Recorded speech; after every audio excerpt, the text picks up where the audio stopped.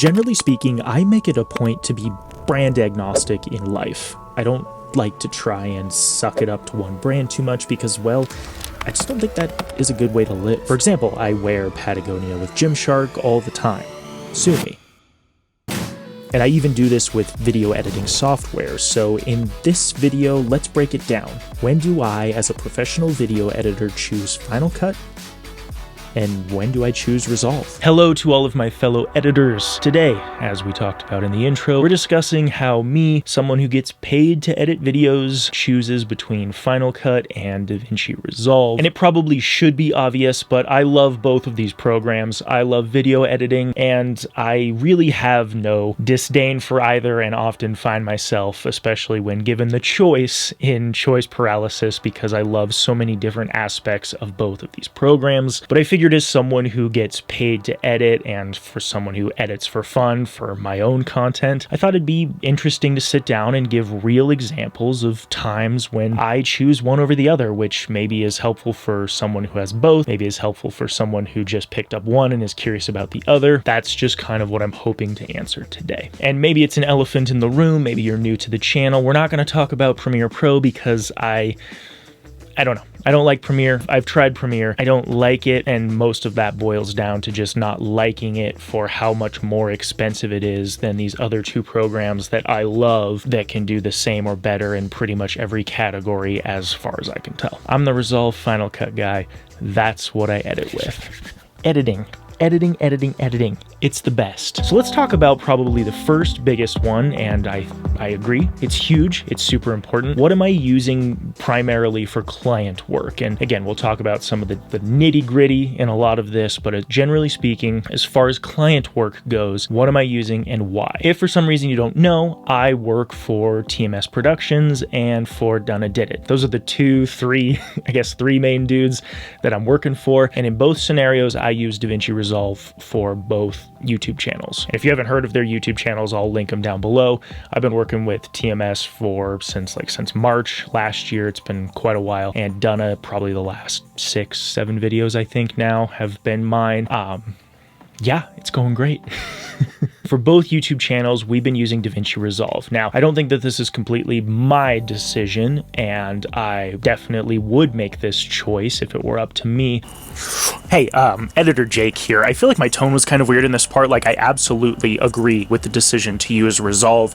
I think what I was mostly I think my tone got weird because I was trying to think of how to articulate that this decision is very joint. It's not just mine. I'm not, unilaterally making the choice to use Resolve for client work, but the reasons that this decision was made jointly with Donna and TMS is very sound, and I think it's the right decision. I don't know. I kind of looked like I was questioning it, like, oh, we're using DaVinci Resolve. It's not entirely my choice. Like, no, it was a joint decision, and I agree with it. Resolve is the best collaborative tool. We'll talk all about it. Anyway, this video is already way too long. Let me get you back to it. The decision mostly revolves around the fact that they also like to edit. They also like to get their fingers in the kitchen. A lot of times there's projects that they want to tweak, 2% of whatever I've done or whatever the case is. And when I ship it off to them, they want that actual DaVinci Resolve project file. In the case of TMS, or in the case for Donna, we actually use Blackmagic Cloud and we sometimes co-edit. It just depends on what's going on that week, things that maybe he wants to tackle, whatever the case is. The fact of the matter is that DaVinci Resolve gives, by far, in my opinion, the best collaborative experience. I mean, compared to Final Cut, it's not even a question. And there's no way to collaboratively edit like you can with Blackmagic Cloud, which is super cool. It's the coolest feature ever. It's like Google Drive, but for editing, where you can be doing, color grading and different timelines at the same time. I mean, it's really, it's buggy. It's definitely not as solid as like the local solo experience, but I mean, it's only going to get better from here, and it's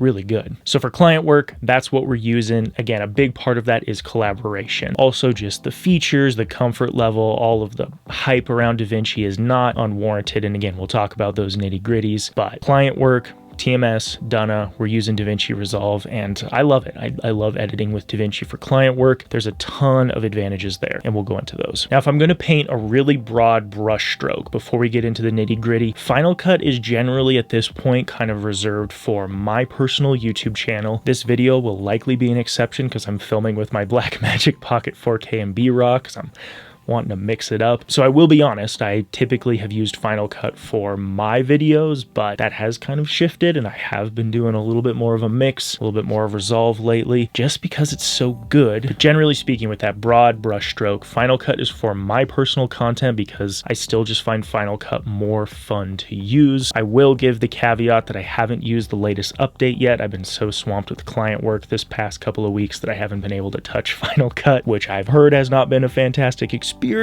Lots of bugs, lots of crashes, which is weird. We don't usually hear that about Final Cut, but generally speaking, Final Cut is my go-to, solid, just sit down, wanting to chop up some footage. Maybe I'm not doing anything fancy. Maybe I'm just making my YouTube videos. It's my happy place. It's where I learned editing. That's generally where I do Final Cut, is for my stuff. The other time that I generally use Final Cut is for short form content, especially my own. I just, again, for short projects, just want to slap something together, have kind of fun with titles and effects, and, you know, using some of the plugins that I have for Final Cut, I can usually crank out short form content really quickly with Final Cut. I will say that with DaVinci's recent addition of the transcription features, so you can actually get text down here at the bottom without having to manually type it in, that has definitely shifted a lot of my short form editing over to Resolve. But generally speaking, broad brush strokes, Resolve for client work, Final Cut for short form and fun stuff. And I just touched the mic, sorry.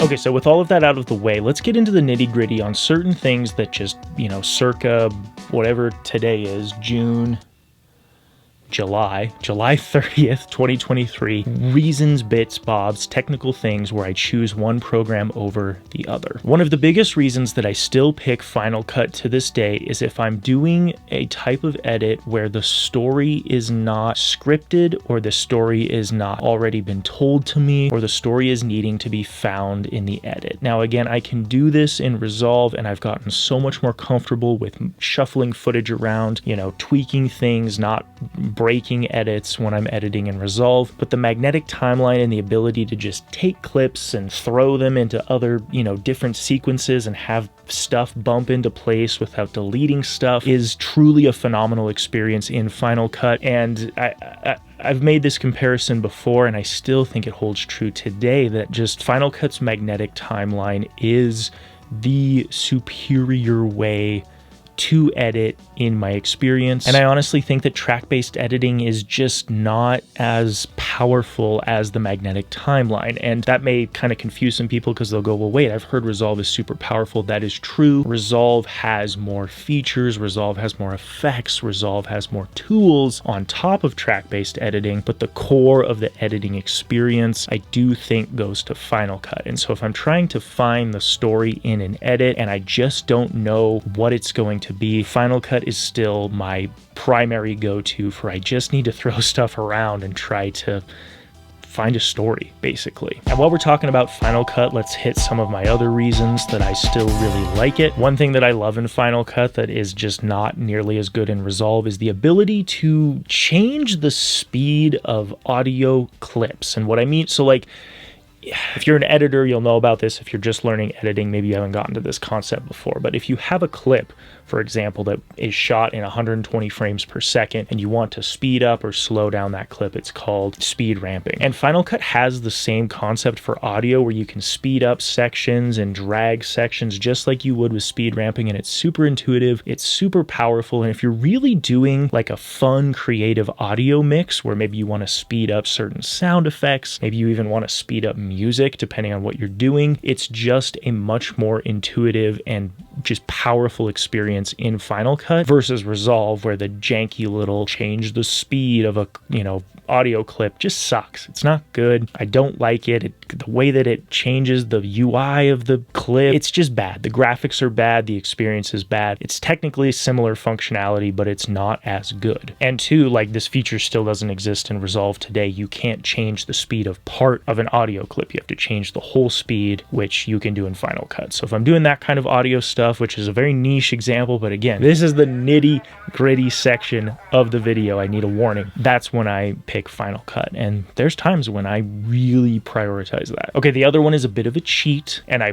will admit that it's, I think we still give the point to Final Cut, even though wholeheartedly it is not a Final Cut feature. Add Motion is a plugin that I pay for Final Cut that does keyframing. Final Cut natively does not do good keyframing. Now, it does do keyframing. And if you don't know what I mean by keyframing, I just mean, like, I'm going to do it right now. The ability to go from this point, zoomed into this point, and being able to have kind of a graphical curve of that experience, smoothing out that experience, and changing different parameters on a clip. Again, Final Cut can do this, but that smooth that you saw, which Resolve can do, Final Cut can't do that, which is really frustrating. But with this add motion effect that I'm talking about, you can actually do that. You can have the smooth keyframing, you can have really fun animation that's super simple. And I would say that add motion allows for like 98% of the kind of keyframing that I like to do, and it's just a really powerful tool. So if I know that I don't need that last 2% of like the tools that DaVinci has baked in for keyframing, a lot of times I just like to use Final Cut because it's simple with add motion, and that's why I pick it. And if you're curious, like a lot of my videos where I did, for example, like the I made DaVinci Resolve feel like Final Cut, that was used, I edited that video in Final Cut using add motion for all of the animation type stuff. So I mean, it is very powerful and it's a lot of fun, and it's why I use it for a lot of those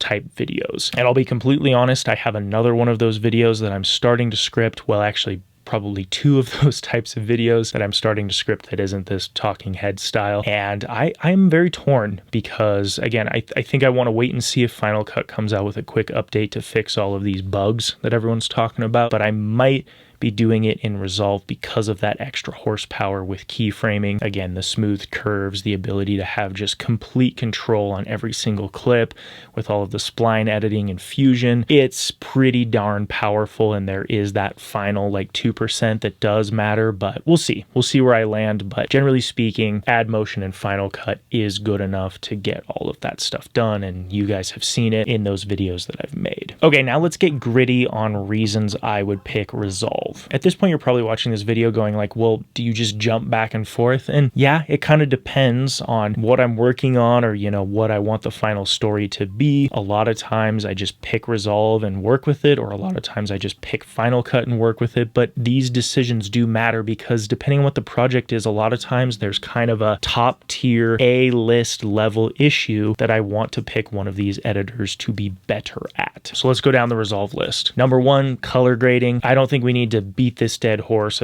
Lots of people have talked about it, but I'm just going to say it like in kind of a very specific example. So like halation, glow, film grain, all three of those effects don't look like kindergarten level editing effects like they do in Final Cut. In DaVinci Resolve, they look professional. In my opinion, they can turn digital cameras into very filmic looking experiences. Whereas in Final Cut Pro, any of those effects, they don't really have those effects, but the similar effects to those look cheesy, look hokey, look like something you'd see out of iMovie. They don't look very professional. And again, depending on the video, totally fine. But if you want like professional color grading with professional film grain, professional halation, professional glow, Resolve is always the pick. I know a lot of people, a lot of you commented down below, I have done this before, where you edit the entire video in Final Cut, export it as a ProRes file, and then do your color grading in Resolve for these effects. And it's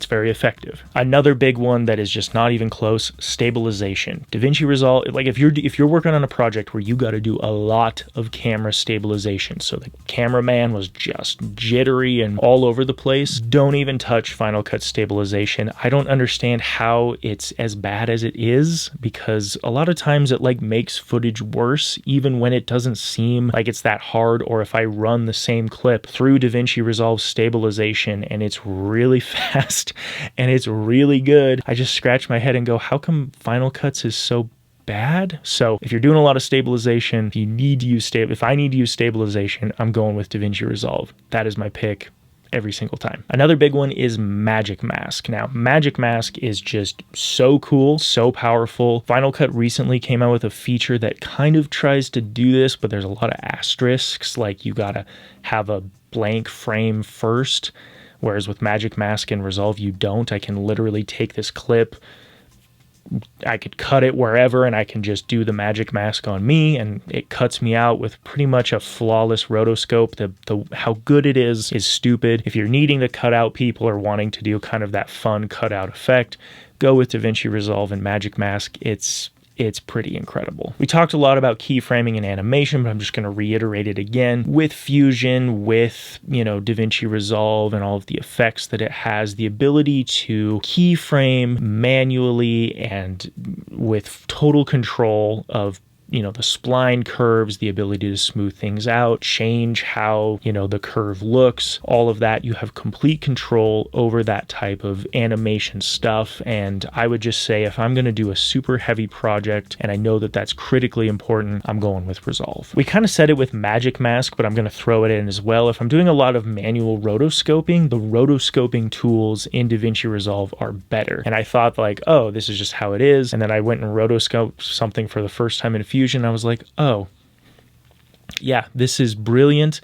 This is how it should be. Next on the list, I have text effects. Now, this one's a little bit of a mixed bag because of Add Motion with Final Cut and some of the built-in titles for Final Cut and just kind of the third-party ecosystem for Final Cut in general. There's some really cool titles that you can get for Final Cut. But if you're not wanting to do all of that, if you're not wanting to buy plugins, if you feel like that's too expensive, whatever the case may be, there's a lot of powerful tools in DaVinci Resolve that I've honestly just been learning about even just recently. Character level styling, so you can actually change specific parts of your text and not have it affect other parts within the same text element. You can add what's called I think it's called a follower. Still new to this. I'm learning about this. Donna putting me onto some good stuff here, but followers let you do pop-up animation text with a calculated following time.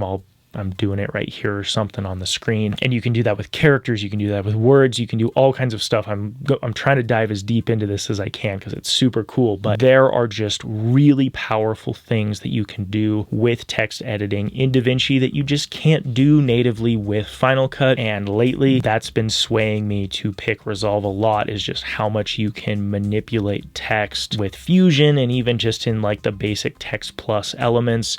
A big one that I love that I just am amazed that Final Cut doesn't have is in the text plus elements, you can actually animate what's called write on. So you can have a word type itself out and you can keyframe that. So a lot of times I'll actually keyframe it to do words popping on or writing on with a typewriter type, highlighter, whatever the case may be, effect. And it's just really cool and really powerful. And, if I'm doing a lot of heavy text stuff where I need full control, Resolve is kind of my go-to right now. The next on the list that I have is audio, and we're not talking about that specific retime example. We're talking about compressors, limiters, mixing, and just general audio cleanliness is kind of what I'm saying here, which is maybe a little too vague for some people, but try not to get too in the weeds on some of this audio stuff. But generally speaking, if I need an incredibly clean audio mix that I am confident that the levels, the final export levels, everything is going to be clean and exactly how I want it, Resolve is your guy. Because Final Cut isn't track-based, and this is by far the biggest negative of the magnetic timeline, is audio processing. The fact that you have to individually manipulate clips, clips or do janky compound clip workarounds to add effects to bigger groups. Just makes for a clunkier workflow than doing mixing in Resolve, where you have not only clip level manipulation, you have track level manipulation, so you can put a bunch of similar clips in a track and throw like a compressor and a limiter and an EQ on it. But then also you have the entire project-wide bus that you can throw compressors and limiters and equalizers on. And it just makes for a 10 out of 10 audio experience with Resolve that you literally just do not get with Final Cut. And there's a bunch of kind of videos out there on the internet. There's a bunch of ways that I've done it that get you there, like the compound clips that I'm talking about, but it still never feels like it turns out as good as it does in DaVinci Resolve. And I don't have to do any of these weird compound clip, you know, munging together type activities. It's just built into the software to work that way. And another audio related thing that I wrote down is voice isolation. This effect is in Final Cut and it is in Resolve, and it works okay in Final Cut, but it is like scary good in Resolve. So if you've got audio that isn't the best quality or has some background noise, you know, air conditioners running, whatever, use DaVinci. The audio isolation tools are kind of bananas, and pair that with all of the other stuff we've talked about, you can just get really good sounding audio in DaVinci Resolve. Okay, I feel like this video is getting really long. Comment down below. Let me know if there's anything else that you guys are curious about, anything that I've missed. I typically have not been loving making these talking heads, but I do feel like this is good information. I've been wanting to get it out to you guys. You know, what software would I pick for different instances? What am I using? Why am I using it? I think that's interesting. And, you know, let me know if you guys felt that as well. I'm going to get back to editing. Catch you guys later, and I'll see you in the next video. Thanks.